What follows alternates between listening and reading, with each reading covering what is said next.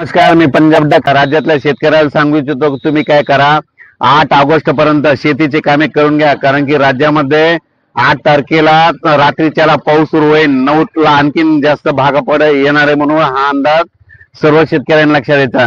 सांगायचं झालं तर तुम्हाला सांगतो, 8 ऑगस्ट पर्यंत तुम्ही शेतीची कामे करून घ्या. 9 ऑगस्टला पाऊस सुरुवात होणार आहे. कर्नाटक, तेलंगणा, सांगली, सातारा, सोलापूर, कोल्हापूर, धाराशिव, बीड, अहिल्यानगर, पुणे, कोकणपट्टी, त्याच्यानंतर परभणी, लातूर, त्याच्यानंतर नांदेड, यवतमाळ, त्याच्यानंतर तो पाऊस हिंगोली असा म्हणजे 9 तारखेला या भागात सुरुवात होणार आहे. तर अहिल्यानगर भागातल्या संपूर्ण जिल्ह्यातल्या शेतकऱ्यासाठी आनंदाची बातमी.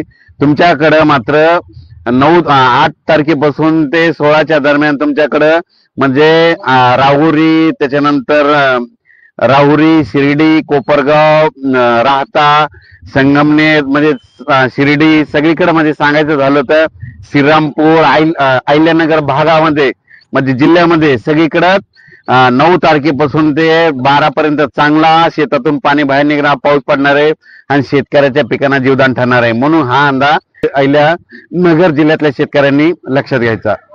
9, 10, 11, 12, 13च्या दरम्यान तुमच्याकडे देखील उत्तर महाराष्ट्राकडे म्हणजे नाशिक जिल्हा, नंदुरबार जिल्हा, त्याच्यानंतर जळगाव जिल्हा, धुळे जिल्हा, चाळीसगाव तालुका, त्याच्यानंतर कळवण, निफाड, नाशिक, त्याच्यानंतर लासूर या भागामध्ये तुमच्याकडे देखील 9 ते 12च्या दरम्यान पाऊस येणार आहे. म्हणून तुमच्यासाठी ही एक आनंदाची बातमी.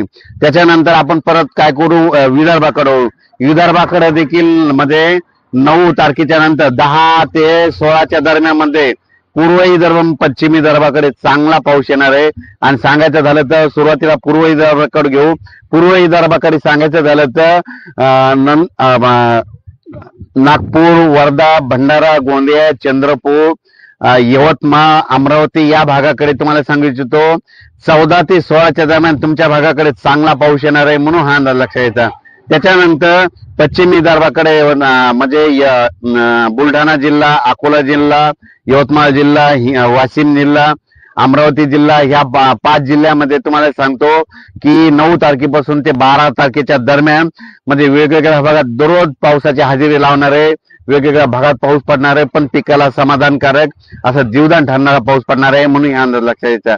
त्याच्यानंतर मराठवाड्याकडे सांगायचं झालं तर नांदेड जिल्हा, हिंगोली जिल्हा, लातूर जिल्हा, धाराशिव जिल्हा, त्याच्यानंतर परभणी जिल्हा, बीड जिल्हा, जालना जिल्हा, संभाजीनगर या